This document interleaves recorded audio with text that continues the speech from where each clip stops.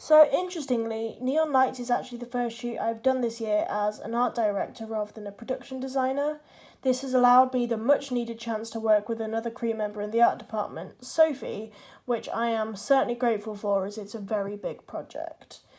Interestingly, in the art department especially, I really haven't had that much chance to work under another HOD, so I'm really excited to see how that workload balances out and what it's like understanding the hierarchy while interpreting briefs and also doing my own work. Because as art director, I am also a HOD in certain instances, so I'd like to see how that balances out.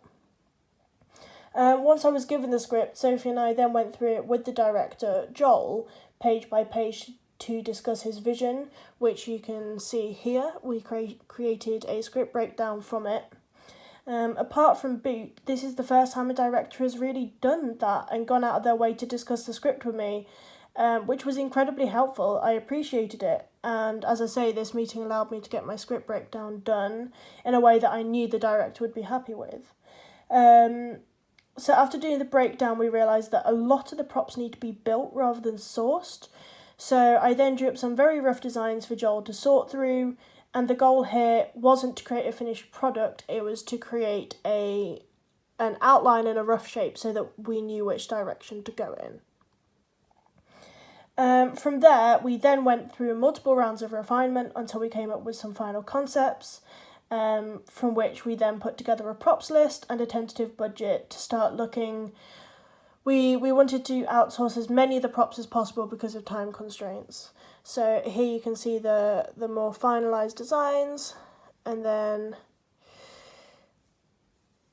again even more refined. And here we go, here's the props list.